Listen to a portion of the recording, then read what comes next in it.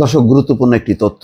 জুলকারনাইন সায়েদ তিনি এই তথ্যটি প্রকাশ করেছেন এবং তিনি খুবই গুরুত্বপূর্ণ তথ্য প্রকাশ করেন। অজানা অচেনা আমরা সাধারণত সেগুলোর হদিশ পাই না, তিনি ঠিকই বের করে আনেন এবং তার বক্তব্য এবং তথ্যের ভিত্তি থাকে। Prime minister's man Al Jazeera সেই ঐতিহাসিক যেই অনুসন্ধানী ডকুমেন্টারি, তার সাথে যুক্ত ছিলেন এই জুলকারনাইন সায়েদ। তিনি একটা তথ্য আজকে তার ফেসবুকে প্রকাশ করেছেন একটা ব্যাংক সম্পর্কে, এবং সেই ব্যাংকের এমডি পদত্যাগপত্র জমা দিয়ে চলে গেছেন। কেন গেছেন? সেখানে বলা হচ্ছে south Bangla agricultural and commerce bank, নতুন প্রজন্মের ব্যাংক। সেই ব্যাংকের সর্বশেষ পরিচালনা পর্ষদের সবার নথি পর্যালোচনা করে দেখা যায় বিতর্কিত ব্যবসায়ী গিয়াসউদ্দিন আল মামুনের কন্যা ফাবিয়া মিম মামুনের 42% মালিকানাধীন ওয়ান স্টিচ লিমিটেড নামের একটি কোম্পানির জন্য 58,75,00,000 টাকার ঋণ প্রস্তাব পাশ হয় গত রোববার। তাহলে কি গিয়াসউদ্দিন আল মামুন এখনো প্রভাব খাটাচ্ছেন?